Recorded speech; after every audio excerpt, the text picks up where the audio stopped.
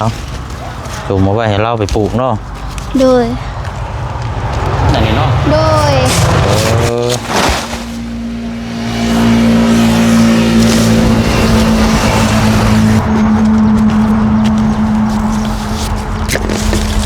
มีหากมันอยู่บ่เนาะโอ้ยเนาะ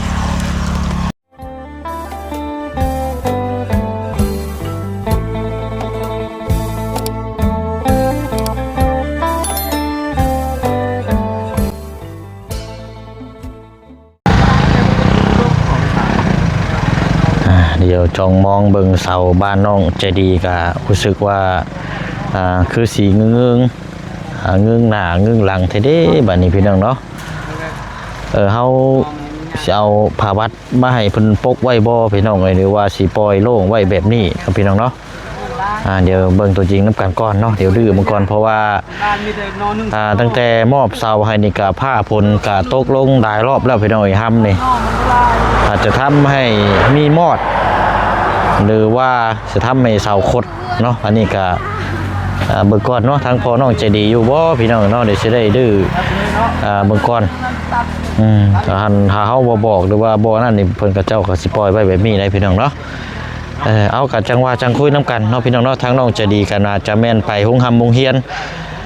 ติดตามเบิ่งน้ำกันแต่ว่าก็ยังบ่ทันได้มีหยังมาเพิ่มเติมเนาะพี่น้องเนาะรอแต่ทางตีนเคียงตีนเสาของทางบ่าวประธานป้องเนาะพี่น้องเนาะเอาเนาะทักทายสบายดีและสวัสดีพ่อแม่พี่น้องเบิดสุขุสุคนเด้อพี่น้องเนาะพบเจอกันนี่คือเก่าคือเดิมเพิ่มเติมในการเคสของทางน้องป๊อปเนาะพี่น้องเนาะก็ได้ไปชมในช่องของทางทีมงานงบเรื่องที่ดินที่ทางเนาะเอากาถือว่ายังขาดอีกบ่หลงบ่ลายเนาะขาดแต่ค่าคงธรรมเนียมประมาณ2 ล้านกีบนี่แหละพี่น้องตามที่ผู้เชี่ยวก็ได้ถามเบิ่งเนาะเพราะว่าน้ำบ่บุญบ้านป่านี่มีอยู่10 ล้านแล้วก็น้ำบ่จันนี่มีอยู่5 ล้านกีบแล้วก็ค่าธรรมเนียมในบ้านเนาะประมาณเกือบล้าน6 ล้าน7 ล้าน8นี่แหละพี่น้องก็ตีไปเลย2 ล้านเนาะเพราะว่าทางมีตู้เราขายให้ก็15 ล้านกีบเอากระเบื้องน้ำกันพี่น้องว่าสิเอาที่ดินที่ทางซื้อให้ทางน้องเพิ่นมองไรเจได้เนาะนี่ทางผู้เชี่ยวนี่บ่ได้มีงบน้ำพี่น้องแต่ว่าผลักดันให้ทางน้องเพิ่นได้รับโอกาสดีๆจากทางผู้ใหญ่เนาะมื้อนี้ก็ทางน้องเพิ่นก็ได้รับข่าวดีแล้วพี่น้องเนาะก็แสดงความยินดีนำเนาะสำหรับทางน้องป๊อปพี่น้อยก็ติดตามเบิ่งน้ำกันอีกต่อไปเนาะเดี๋ยวเฮามาเบิ่งทางนี้ก่อนน้องโลแคเนาะสาวสีโลแคปรับหน้าบ้านให้สะอาดสะอาดหนึ่งมากก็โอ้เนาะมันก็สะอาดสะอ้านเลยพี่น้องทางน้องเพิ่นว่ายินว่าสิเอาดินมาถมว่าซั่นเนาะเพื่อกาเกียมให้ที่ดินมองหน้าบ้านเทือนชานนี่ให้มันสูงแล้วก็น้ำในคลองนี่มันจะสิไหลไปลงที่นะพี่น้องอันนี้ดินมันต่ำเนี่ยน้ำมันไหลลงมามองทางเฮือนแล้วมันโกนทางน้องเพิ่นก็ปรับเนาะโอ้ดีๆพี่น้องเดียวสิได้กิ่งเงยเบิ่งเสาตัวนี้ก่อนเนาะผมเป็นพวกมอดกินโจ๊ะกินเบลล์บจักพี่น้อยเนาะเอามอดกินเบลล์เสานี่เก็บเป็นบุกเก็บเป็นได้นี่เนาะเพราะว่าให้เรานั่นมาปกไว้ใช่ไปยังเนาะตังบ่ให้ตังไปยังมาปกไว้เพราะว่ามันจักสิได้ยุกโยยามใดนะปกไว้กันพอดีป่าตังขาดชื่อแล้วขาดกระเสียชื่อเนาะแต่ว่าคันปล่อยไว้แบบซี่ก็มันมีมอดนะนี่นะเดิมไปนี่ตัวนี้ตัวมันมีกาบนิดนึงนะไปทางใดเนาะทางครอบครัวเรากับสมอยชมีอยู่ไปงานแต่งโอ้ไปงานแต่ง2-3 มื้อเลยไปงานพี่น้องพี่น้องเนาะสบายดีเด้อเนาะค่ะทางว่าเนาะทางนี้ค่ะทางกันน้องป๊อปเขาเป็นได้ที่ดินเขามีครบหมดแล้วว่าจังว่าเด้อว่าอันนั้นว่าจันเราไปเพิ่มเติมมีก่อนว่าจันเราไปแจ้งข่าวดีนะบ่แจ้งเลยเด้แจ้งเลยในหันค่าเด้บุกหันค่าเด้เอามาพ่อกับพ่อแต่ที่ดินบ่ที่ดินยังขาดแต่ค่าธรรมเนียมเนาะเพราะว่ามัน บ่พออันตุกค่าธรรมเนียมเลยเพราะว่าตุกค่าธรรมเนียมมันก็ต่ำๆก็2 ล้านอยู่แล้วแต่เก่าเนาะ 2 ล้านอยู่แล้วพอดีซื้อน้ำซื้อใน มาซื้อแต่เก่าก็มีแต่2เนาะแบบสิประมาณนั่นแหละจะได้เบิ่งก่อนทางนี้ก็ป่านนี้เฮาบ่เคยซื้อให้แต่ละครอบครัวบ่เคยซื้อจักเทื่อ บ่บุญสารวัตรซื้อให้น้องน้อยเด้นั่นน่ะ เนาะจังว่ากันซะเนาะประมาณเดียว เอาดีใจน้ำรุ่นส้มน้ำกันอีกบัดนี้เรื่องซื้อเนาะว่าสิเอาอยู่หม่องใดใจใดตามเบิ่งน้ำกันนั่นแหละ บ่นั่นแหละถึกแล้ว เนาะแต่ว่าหม่องเฮือนเนี่ยเขาว่างามแล้วมันอยู่ในกลางหมู่บ้านเขาว่าอยู่ในพุ่นก็ถึงเชื่ออนาคตเป็นนั่นมันเนี้ยสายพื้นสายไฟ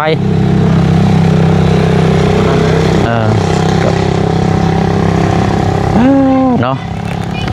อันน่ะมันยังเฮ็ดยังน้องนะโอ้เนาะต้องบ่อยู่ซื่อๆดีดอเนาะกุ้งมี่เดียวลงบ่กุ้งมี่นี่เอาไว้กินหมากซะตัวนี้เนาะให้พ่อขายให้ช่วยให้เราช่วยโตนให้ขึ้นบุเป็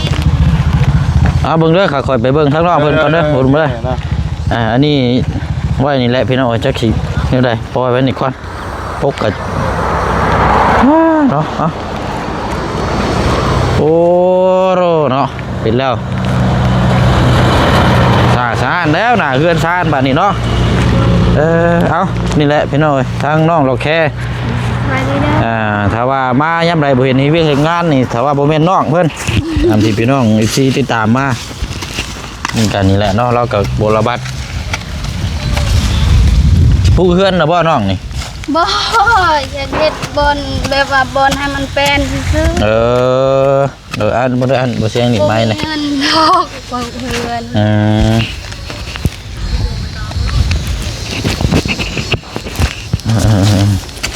อันนี้เริ่มตักเตะจังมุ้งอันนี้ 7 โมงเรียบร้อยเลยเนาะกงหุงนี่โดยบ่เพิ่งเราซอยตัดเมื่อกี้นี่จักปีแล้วนี่กงหุงนี่นะได้แล้ว 5-6 ปีเป็นกงหุงอายุไผน่ะเมียไผน่ะเมียไผนี่เมียพ่อบ่ไก่เอาแล้วเขาสร้างว่าแท้ป้ากันอีกเลยบ่ได้ปะจักเราไปเฮือนแม่เราเลยเมื่อวานนี้พ่อบ่ไก่ไปส่งจักบ่คือกันว่าเราไปเฮ็ดหยังเมื่อวานนี่คือว่าน้องจักลงไปไสบ่หอบลูกเรากับเมื่อนํกันบ่โดยเหลือแต่พ่อไก่ผู้เดียวโดยจักเราเมื่อบ่บ่คือกันแหละยันเราไปลิ้นบ่ยันเราไปลิ้นอยู่เพื่อนแม่แล้วน้องก็บ่ฮู้เอาไปดินก็บ่สิบ่บอกผัวว่าไปดินอ้าวพอบ่ใกล้เลยไปส่งเมื่อวานนี่นะคือว่านี่ได้สักคือว่ามีไก่มีหมูมีเนี่ยโอ้ได้ตกใจแท้โอ้มันเรื่องหมูเรื่องไก่อย่างนี้มันฮิตของเราได้แบบนี้เดี๋ยวนี้บ่เขาว่าบ่เอานี่ดิเสียหมูเสียไก่อยู่แตกตั้มอยู่ยันบ่ปากไก่จะได้แม่ชองบ่โน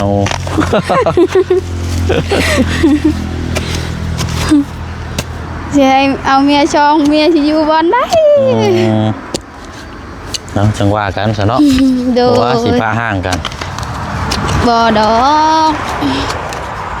ก็บ่ได้ผิดอีหยังเขา2คนที่บ้านยังเด้แต่ว่าเราก็มื้อส่งเมียเราอยู่ติโดยมื้อไปส่งเมื่อวานนี่เราเอาไปมาแต่ส่งอันนี้สิเอาไปปลูกต่อบ่นี่ตัวนี้นี่ติดตะกนนี่ยันพ่อบ่ไกลแล้วว่าอยากปลูกเด้เลยขุดให้เรา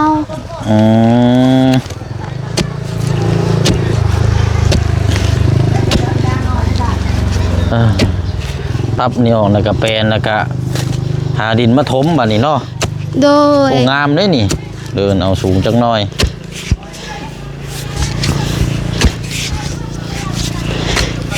คันมีเงินก็สิถมคันว่าบ่มีแต่ว่าดินมันแพงเนาะตวงเท่าไรน่ะเนาะ จักเดี๋ยวพอจริงๆไปถามแล้วมื้อนั้นแต่ว่าบ่พอคนแล้วเว้า ยังบ่ฮู้อยู่เนาะ โดย โอ้นี่ไปปลูกนี่ติดง่ายแบบนี้เนาะ โดย เอาถูกมาไว้ให้เราไปปลูกเนาะ โดยแต่ตัวนี้เราก็สิปลูกหรือบ่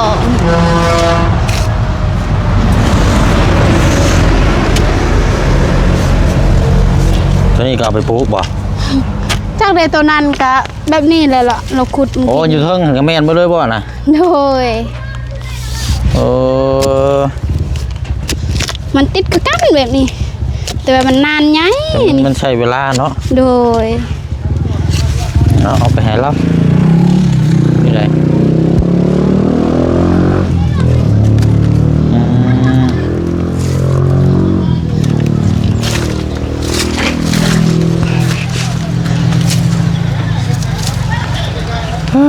เนาะ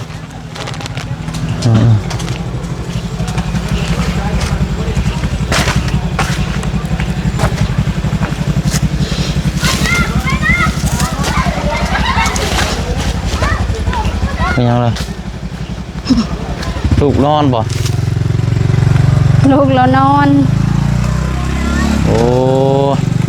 ลูกนอนก็ได้เอานอนแบบข้างๆแบบนั้น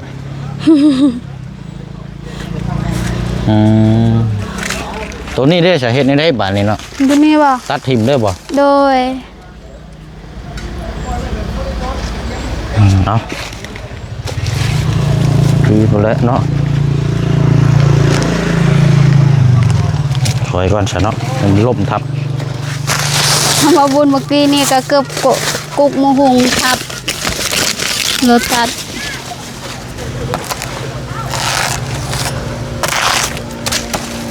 ตั้งอยากตัดออกให้มันเป็นอันนี้เนาะ โดย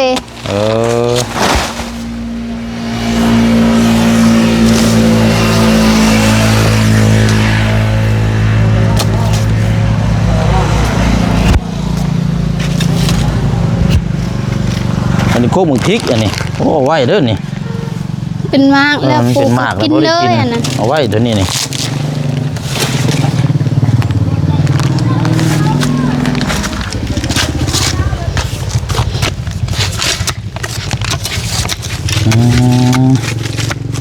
อันก็กล้วยยังก่อนน้องอันนี้นะ กล้วยหอมมันนี่ กล้วยหอมบ่นี่นะ โดย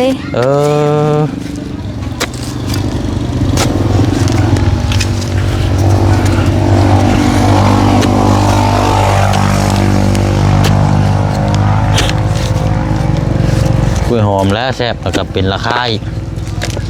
แซ่บกล้วยหอมอายกับปลูกคือกันบ่ บ่มี โดยอายอยากปลูกบ่น้องขุดให้ มันบ่มีหม่องลงได้อยู่เพื่อนได้นะขนาดกล้วยลำบากก็เลยกกสองกกนี่ก็ตัดออกมันบ่มีเลยมันต้องเป็นสวนปลูกน่ะมันจังอันนี้ปลูกไว้น่ะมันบ่มีหม่องลงมันหก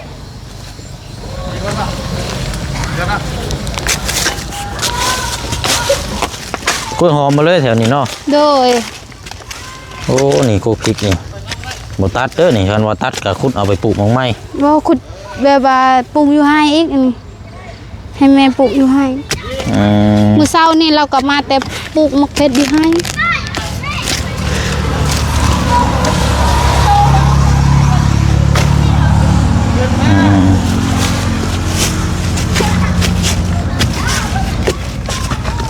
เสกกระถางใหญ่ ปลูกเพชรนี่บ่อาย ๆเอาเจ้าสิคนบ่คือสิตัดถิ่มนี่นะ บ่ตัดปุ เอา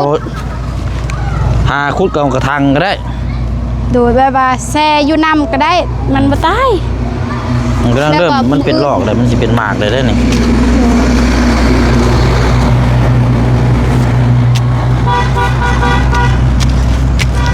ให้ปลูกคือกันบ่ แม่นเนาะ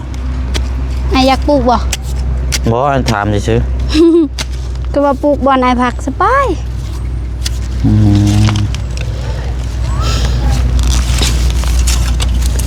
เริ่มเป็นหมากเลยเนาะ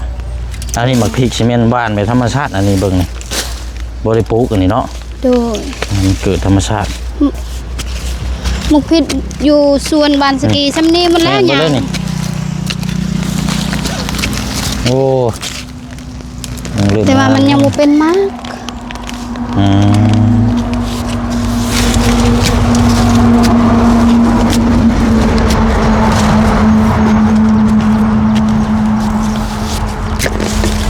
มีหากมันอยู่บ่น้องโอ้ยเนาะนี่ตัวนี้โกนออกแล้วตัวนี้กัน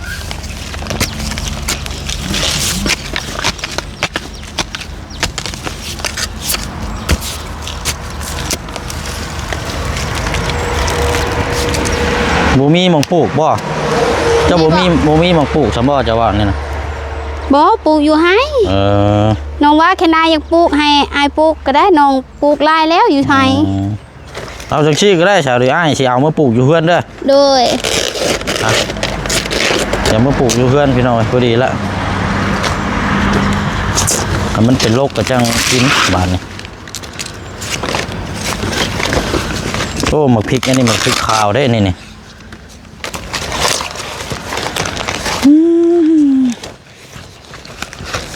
เอา ผักขะเป็นหลายแล้วอายันว่าอายอยากกิน บ่เอาไว้ก่อนเนาะ โดย นานที่กินนะคันว่ากินเลือดแล้วก็มันก็บ่แซ่บต้องกินนานที่กินโอ้แค่นี้เอ้า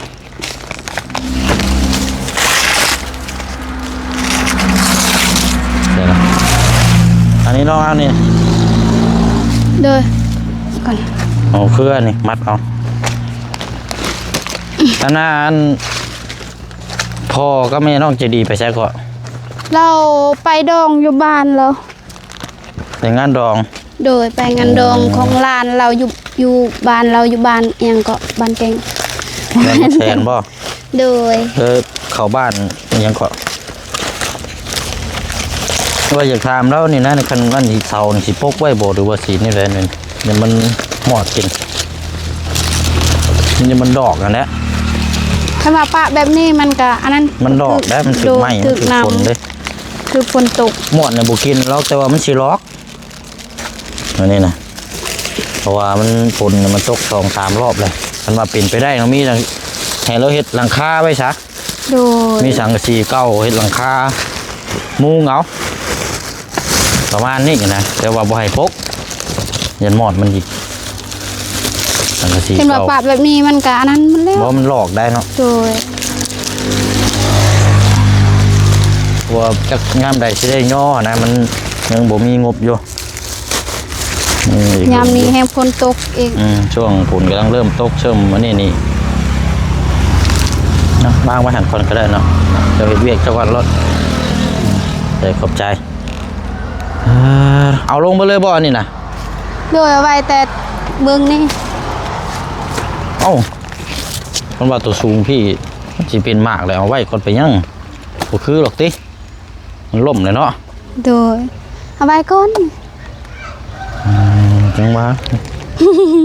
มันคืออยู่แลนอยู่นี่อยู่หั่นนะ โดย ไปเพราะมันเป็นโฮมเป็นห้อยในจังน้อยลองเบิ้งจัดแจงเบิ้ง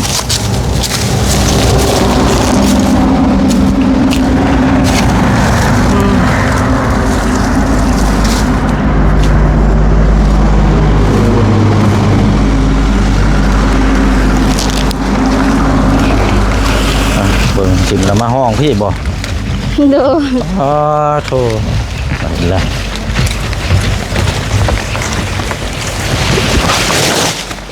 เต็มเบิดนะแถวนี้เนาะ แต่ว่ามันแห้งแต่มันบ่แห้งดอกยามนี้ตลอดฝนตก เด็กยากอยู่แล้วเนาะคนนึง โด สิแหง ย อันนั้นบ่คุดเป็นบ่กล้วยบ่นั่นน่ะ โดยเราขุด บ่ไกลบ่ ปลูกกล้วยโดย เออเป็นคุมเป็นล่ออยู่น่ะเนาะ โดย กล้วยอ่ะจักสิซื้อหยังขนมคือเก่า โดย พอได้มีเหือมีแห้งใช้อันไม่ตู้เราอยู่เฮือนบ่ โดย โดยเอาน้องอ่ะโดยพี่ก็สิเอามาปลูกสิหลายพี่น้อย ตัดเบอร์เล่นนี่แถวนี้เนาะ โดย แผนดีแล้วเนาะจัดแจงเองเนาะ โดย โอ้คักไปหน่อยเป็นไม้พื้นไม้อันนี้ก็ตัดไปเรียบร้อยแล้วเนาะ โดย โอเคเพิ่นมันแห้งเอาไว้จุว่าสิมาบอกทั้งนี่แหละทั้งเรื่องเสาทั้งพอนอกจะดีว่าให้เราเห็นลงโครงหลังคามุงเสาไว้ปล่อยมัน เป็น ฝ ว่าน ต ปะ ก แบบนี้กะอันนั้นมันเพมันเลยเสานะ มันสีหลอกนั่นนะ โดย จังย่ำใดมือต่อมือฝนตกทำตลอดเลย บ่แม่นว่ามันเป็นแกนแบบนี้มันกัง มันเป็นไม้มอกได้มันเป็นไม้แกนได้แกนนี้ก็ เป็นแกนแบบนี้แค่แน่เนาะ แม่น แบบนี้หลายปีมันก็ปวกกินบ่ได้อันนี้ เป็นอย่างล็อกนี่นะเช่นเวลาเฮา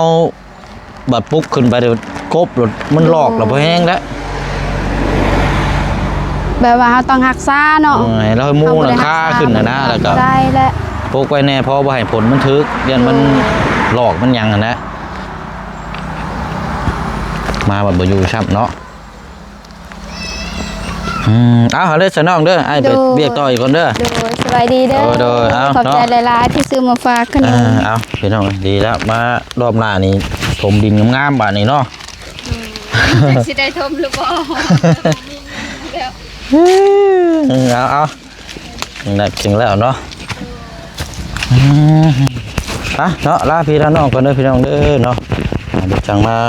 ติดตามเบิ่งน้ำกันอีกเนาะทั้งเสานี่ก็คือเชื่อว่าได้พี่น้องคืออยากให้เอาหลังคาซะมาปลูกโมงไว้